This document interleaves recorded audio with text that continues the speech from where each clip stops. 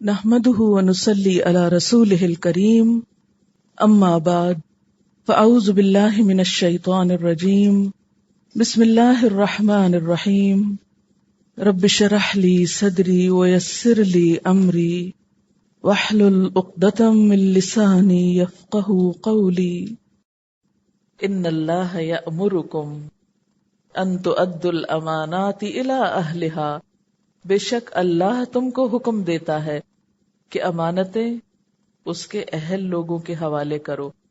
وَإِذَا حَكَمْتُمْ بَيْنَ النَّاسِ، اور جب تم لوگوں کے درمیان فیصلہ کرو، أَن تَحْكُمُوا بِالْعَدْلِ، تو تم انصاف کے ساتھ فیصلہ کرو، عدل کا دامن تھامو۔ یہود نے تو اسلام دشمنی کی وجہ سے مشرکین سے کہہ دیا تھا تم زیادہ ہدایت پر ہو، عدل نہیں کیا تھا، لیکن اللہ تعالیٰ کیا سکھاتے ہیں کہ جب کسی سے معاملہ پڑے، خواہ دوست ہو یا دشمن، انصاف کا طریقہ اختیار کرو۔ اب حاکم انصاف اسی وقت کرے گا نا جب آپ کسی اہل کو اس کی جگہ پہ بٹھائیں گے۔ جب نہ اہل لوگوں کے حوالے کر دیں گے ذمہ داریاں تو پھر انصاف بھی تم کو نہیں ملے گا۔ حاکم کے عادل ہونے کی بہت زیادہ ضرورت ہوتی ہے ایک معاشرے میں امن و امان قائم کرنے کے لیے۔ نبی صلی اللہ علیہ وسلم نے فرمایا، حاکم جب تک ظلم نہ کرے اللہ تعالیٰ اس کے ساتھ ہوتا ہے، جب وہ ظلم کا ارتکاب شروع کرتا ہے تو اللہ تعالیٰ اسے اس کے اپنے نفس کے حوالے کر دیتا ہے۔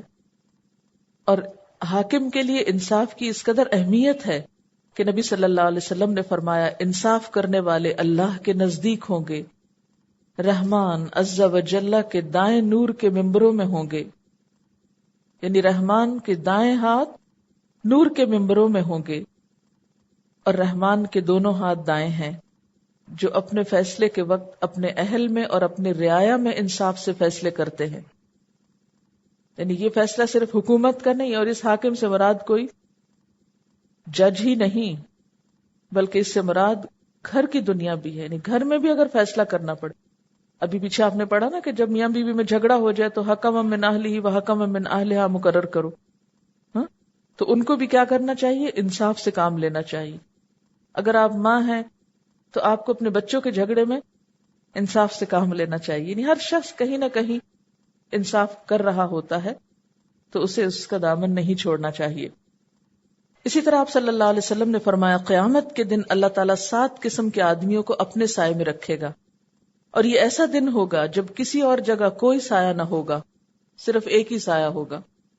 اس میں سر فہرست آپ نے امام عادل کو رکھا، یعنی ایسا امام جو لوگوں کے درمیان عدل کرے، یعنی انصاف کرنے والا حاکم۔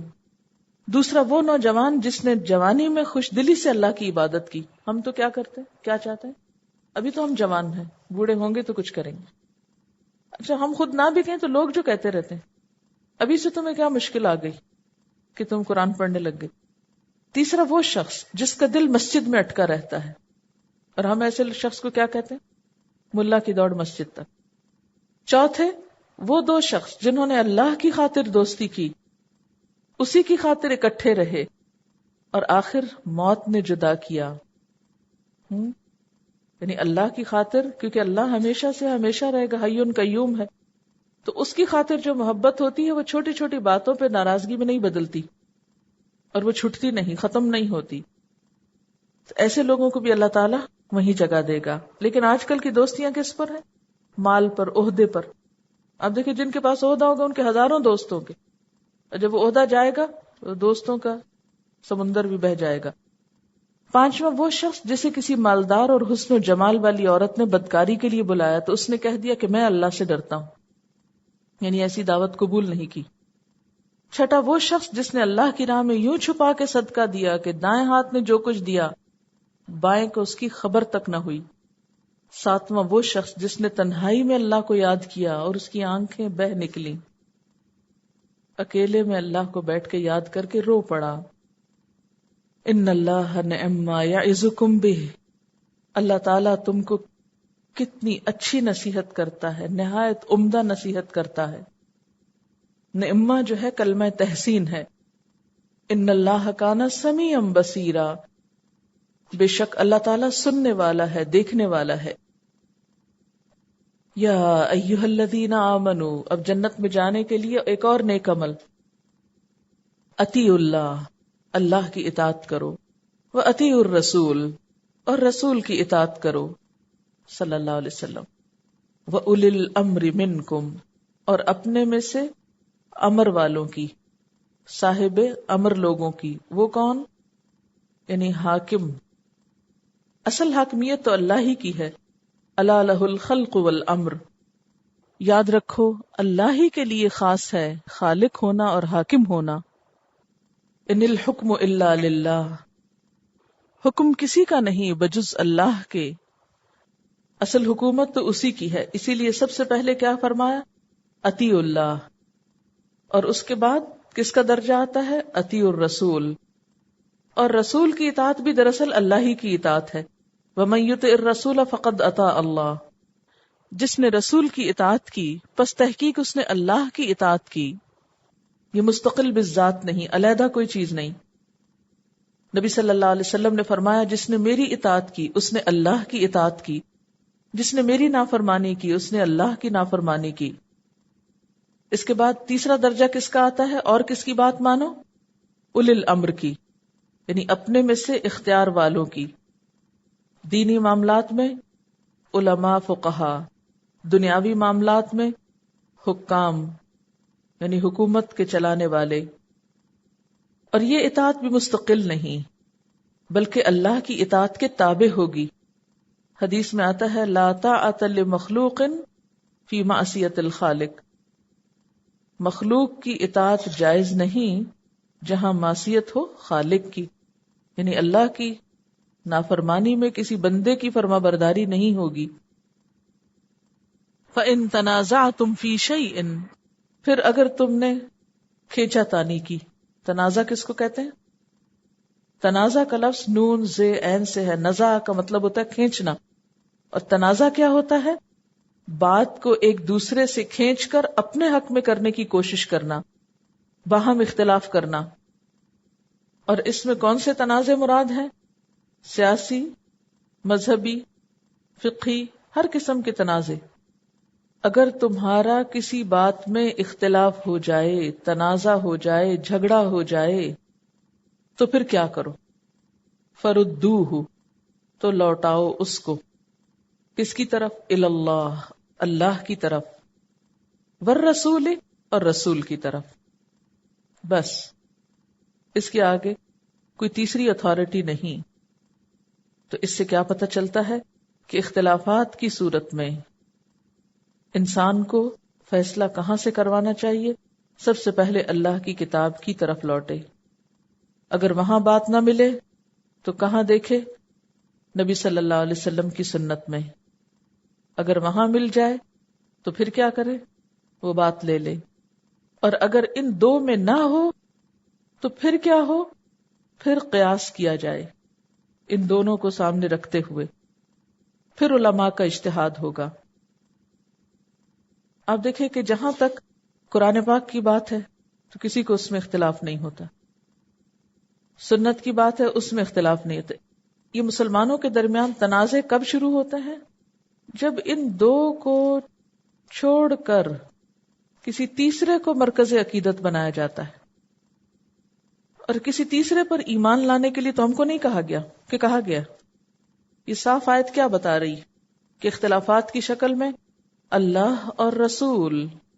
ان کنتم تؤمنون باللہ والیوم الآخر، اگر تم اللہ اور یوم آخرت پر ایمان رکھتے ہو.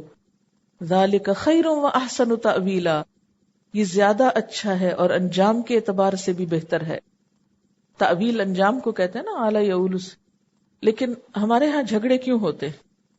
چلیے باقی کو چھوڑیے، مذہبی معاملات میں آپ دیکھیے کہ جھگڑے کیوں ہیں ہمارے ہاں، کس وجہ سے؟ ہر کوئی کس کی طرف بلاتا ہے؟ اپنی طرف بلاتا ہے. اپنے سے مراد یہ کہ اپنے مسلک، اپنے مذہب، اپنے گروہ، اپنے امام، اپنے عالم، اپنے بزرگ کی طرف، کہ تم اس کے بن جاؤ. ہمیں یہاں کیا کہا جا رہا ہے؟ کس کے بن جاؤ؟ اللہ اور اس کے رسول کے.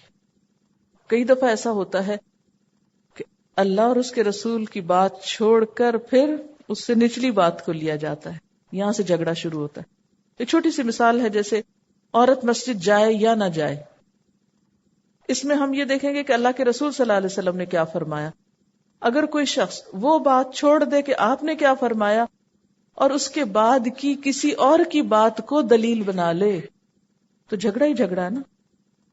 پھر تو جھگڑا نہیں ختم ہوگا، پھر تو ہر کوئی کھینچا تانی کرے گا، کوئی ایک دلیل لائے گا، کوئی دوسری لائے گا، اور بات کبھی بھی طے نہیں ہوگی.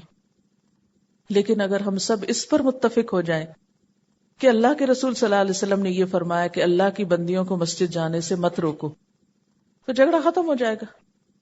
اگر واقعی تم مانتے ہو اللہ کو اور واقعی تمہیں یقین ہے اپنے آخرت کے انجام کا، چاہے پوری امت ہو ایک طرف اور دوسری طرف اگر اللہ کے رسول صلی اللہ علیہ وسلم کی بات ہے، تو ہمارے ایمان کا کیا تقاضا ہے کہ اللہ کے رسول صلی اللہ علیہ وسلم کی بات کو لے کر جھگڑا ختم کر دیا جائے.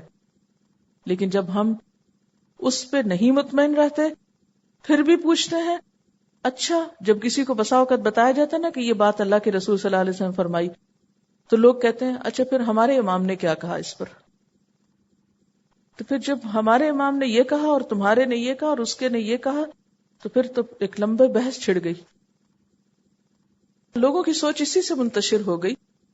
اور اگر دین کو سمپل رہنے دیا جاتا، جیسے صحابہ کرام سنتے تھے، جیسے ان کو سمجھ آتا عمل کر لیتے تھے. یہ نہیں کہ اچھا تمہیں یہ سمجھ آئی اور اس بنیاد پر آپس میں جھگڑے شروع کر دیں. چلے اگر اتنا بھی ہو کہ ایک کو ایک طرح سمجھ میں آئی، دوسرے کو دوسری طرح، اور دونوں اسی پر متفق ہیں کہ اللہ کے رسول صلی اللہ علیہ وسلم ہی کی بات کو ہم لے رہے ہیں، تب بھی کوئی بات نہیں. اگر تھوڑا بہت طریقہ فرق ہو جائے گا تو اس سے کوئی قیامت نہیں آ جائے گی، ایز لانگ ایز ایک دوسرے کو برا نہ کہے کہ میں نے زیادہ اچھا سمجھا اور تم نے غلط سمجھا. پھر ہمیں یہ حق نہیں. آج مشکل یہ ہوئی ہے کہ ہم نے اپنی رائے کو تو صحیح سمجھا اور دوسرے کو بلیم کرنا شروع کر دیا کہ تم غلط ہو، اور اس چیز نے دین کا صفایا کر کے رکھ دیا. لوگ جب یہ دیکھتے ہیں کہ ایک کچھ کہتا ہے دوسرا کچھ کہتا ہے، پھر دین کیا ہے، چھوڑو پتہ نہیں کون سا صحیح، کیونکہ ہر ایک دوسرے کو غلط کہہ رہا ہے اس لیے سب غلط ہے، کیونکہ اس نے اس کو غلط ثابت کر دیا، اس نے اس کو غلط کہہ دیا، لہٰذا یہ دونوں ہی غلط اور میں چلوں. وہ پھر اپنی خواہشات کے پیچھے چل پڑتا ہے. مسجد اللہ کا گھر ہے، اگر کوئی اللہ کی خاطر کسی بھی مسجد میں قدم رکھ رہا ہے تو اس کو کیوں روکتے ہو؟ اللہ کے گھروں سے تو کسی کو نہیں روکنا چاہیے. یہ کام تو کسی اور کا تھا. کس نے روکا تھا اللہ کے گھروں سے؟ آپ صلی اللہ علیہ وسلم کے دشمنوں نے روکا تھا آپ کو اور صحابہ کرام کو. صلح حدیبیہ کے موقع پر حرم میں داخل نہیں ہونے دیا گیا تھا. ہمارے انہی جھگڑوں نے دین کی روح کو فنا کر کے رکھ دیا. یعنی اگر آپ کسی ایک مسلک پر ہیں تو رہیے، کوئی نہیں آپ کو کچھ کہتا، لیکن آپ دوسرے کو تو جینے دیں، وہ جو کر رہا ہے اس کو تو کرنے دیں. صحابہ کرام میں بھی اختلاف تھا آپس میں مختلف امور پر، لیکن وہ ہر ایک اپنے طریقے پہ کام کر رہا تھا، کوئی کسی کو مسجد سے نہیں نکالتا تھا. تو ہم سب کا فرض یہ بنتا ہے کہ اختلافات کے موقع پر کس کی طرف رجوع کریں؟ اللہ اور رسول صلی اللہ علیہ وسلم کی طرف. اور جہاں تک اولی الامر کا حکم ہے اسے ماننا چاہیے، کیونکہ نبی صلی اللہ علیہ وسلم نے اس کی تاکید فرمائی ہے. اولو الامر کا مطلب کیا ہے؟ امیر، جو مسلمانوں کے معاملات کا ذمہ دار ہو، خواہ وہ سیاسی ہوں، خواہ وہ مذہبی ہوں، خواہ وہ کسی اور طرح کے ہوں. نبی صلی اللہ علیہ وسلم نے فرمایا السمع والطاعۃ للامام ما لم تکن معصیہ. امام کے لیے سمع و طاعت، یعنی امام کی بات سنو اور اطاعت کرو جب تک کہ گناہ کی بات نہ کرے، اللہ کی نافرمانی کا حکم نہ دے. آپ دیکھیں کہ شوہر کی اطاعت بھی کیوں ضروری ہے، کیونکہ وہ بھی گھر کا امیر ہے. ماں کی اطاعت کیوں ضروری ہے؟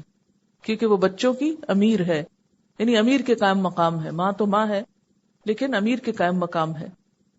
اسی طرح مثلا آپ اپنے استاد کی بات کیوں مانیں؟ کیونکہ وہ آپ کے معاملات کے ذمہ دار ہیں کہ آپ سے سبق یاد کروائیں اور آپ کا سنیں. فرمائے ذالک خیر، اگر تم اس طریقے پر ہوگے تو یہ تمہارے حق میں اچھا ہے. وَأَحْسَنُ تَأْوِيلًا، اور اس کا انجام بھی اچھا ہوگا. لیکن جب ہم نے اللہ اور اس کے رسول صلی اللہ علیہ وسلم کو مرکز عقیدت بنانے کی بجائے نیچے والوں کو عقیدت کا مرکز بنایا تو پھر طرح طرح کے اختلافات اور جھگڑے شروع ہو گئے. تعویل کا لفظ آل یعول سے ہے، کسی چیز کی طرف لوٹنا، رجوع کرنا، اسی سے تعویل کا لفظ ہے جس کا مطلب ہوتا ہے بات کو اس کے مرجع کی طرف لوٹانا۔ جو شخص اختلافی مسائل میں اللہ اور رسول صلی اللہ علیہ وسلم کی بات کی طرف رجوع کرتا ہے وہ حقیقت تک پہنچتا ہے اور اس کا انجام بھی اچھا ہے۔ الم تر الی الذین یزعمون، کیا تم نے دیکھا نہیں ان لوگوں کو جو دعوے تو کرتے ہیں، انہم آمنو کہ وہ ایمان لائے، بما انزل الیک، ساتھ اس چیز کے جو آپ کی طرف اتاری گئی، وما انزل من قبلک، اور جو آپ سے پہلے اتاری گئی، یریدون، وہ چاہتے ہیں، کیا چاہتے ہیں، ان یتحاکموا، کہ وہ فیصلہ کرانے کے لیے لے جائیں، الی الطاغوت، طرف طاغوت کے۔ طاغوت سے مراد یہاں یہود کے سردار یا قریش کے سردار ہیں۔ گزشتہ آیات میں کیا حکم دیا گیا تھا کہ تمام معاملات میں اللہ اور اس کے رسول کی طرف رجوع کرو۔ اب یہاں خلاف ورزی کرنے والوں کی مذمت کی جا رہی ہے کہ جو یہ بات نہ مانے۔ فرمایا کہ تم نے کچھ لوگوں کو دیکھا ہوگا جو ایمان کا دعویٰ بھی کرتے ہیں لیکن فیصلہ اللہ رسول کی طرف لوٹانے کی بجائے طاغوت کی طرف لے جاتے ہیں۔ وقد امروا، حالانکہ وہ حکم دیے گئے تھے کس بات کا، ان یکفروا بہ، کہ وہ اس کا انکار کریں، یعنی انہیں طاغوت کے انکار کا حکم دیا گیا تھا۔ اس سے کیا پتہ چلتا ہے کہ ایمان صرف اسی سے مکمل نہیں ہو جاتا کہ آپ حضور صلی اللہ علیہ وسلم پر آنے والی چیز کو مانے اور پہلی کتابوں کو مانے، بلکہ اس کے ساتھ ایمان کا حصہ ہے یہ کہ طاغوت کا انکار بھی کریں۔ وَيُرِيدُ الشَّيْطَانُ، اور شیطان چاہتا ہے، أَن يُضِلَّهُمْ ضَلَالًا بَعِيدًا، کہ انہیں بھٹکا کر راہ راست سے بہت دور لے جائے، دور کی گمراہی میں مبتلا کر دے۔ یعنی شیطان کبھی نہیں چاہتا کہ انسان اللہ اور اس کے رسول تک لوٹے، وہ کیا چاہتا ہے کہ لوگ ان کو چھوڑ کر دوسری چیزوں کی طرف پلٹیں تاکہ وہ اصل سے بھٹک جائیں، گمراہ ہو جائیں۔ وَإِذَا قِيلَ لَهُمْ، اور جب ان سے کہا گیا، تعالوا، آؤ، إِلَى مَا أَنزَلَ اللَّهُ، اس چیز کی طرف جو اللہ نے نازل کی، وَإِلَى الرَّسُولِ، اور رسول کی طرف، رَأَيْتَ الْمُنَافِقِينَ، تم دیکھو گے منافقوں کو، یا دیکھا تم نے منافقوں کو، یصدون عنک صدودا، کہ یہ تمہاری طرف آنے سے کتراتے ہیں، تمہاری طرف آنے سے رک جاتے ہیں۔ یہاں پر ایک روایت بیان کی جاتی ہے اس آیت کے پس منظر میں کہ بشر نامی منافق کا جھگڑا ایک یہودی کے ساتھ ہوا۔ یہودی نے کہا چلو محمد صلی اللہ علیہ وسلم سے فیصلہ کراتے ہیں، کیونکہ وہ آپ کے انصاف کو جانتا تھا، مگر منافق نے کہا کہ کعب بن اشرف سے فیصلہ کراتے ہیں، کیونکہ اسے پتا تھا کہ آپ صلی اللہ علیہ وسلم حق کا ساتھ دیں گے اور فیصلہ میرے خلاف ہو جائے گا۔ آخرکار فیصلہ آپ کے پاس لایا گیا، یہودی حق بجانب تھا، آپ نے اس کے حق میں فیصلہ دے دیا۔ کتنے بڑے دل کی بات ہے نا کہ غیر مذہب والے کے حق میں فیصلہ دیا جائے اگر وہ سچا ہو، کیونکہ عدل کا حکم ہے نا پیچھے گزر چکا۔ منافق اس پہ راضی نہ ہوا اور ایک نئی راہ نکالی کہ حضرت عمر کے پاس چلیں۔ ان دنوں میں حضرت عمر جو تھے حضور صلی اللہ علیہ وسلم کی نیابت میں آپ کی اجازت سے کچھ فیصلے کیا کرتے تھے۔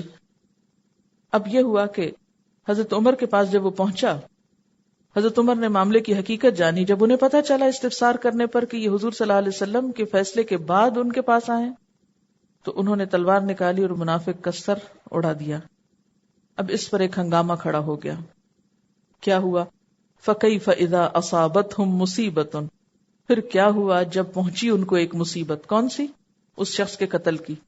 کیوں پہنچی؟ بِمَا قَدَّمَتْ أَيْدِيهِمْ، بوجہ اس کے جو آگے بھیجا ان کے ہاتھوں نے، ان کے اپنے ہاتھوں کی کمائی سے۔ یعنی کس نے کہا تھا کہ حضور کے بعد وہاں جائیں؟ تو اس پر کیا ہوا؟ مصیبت میں پھنسنے کے بعد ثم جاؤک، پھر آ گئے تیرے پاس، یحلفون، قسمیں کھاتے، باللہ، اللہ کے نام کی۔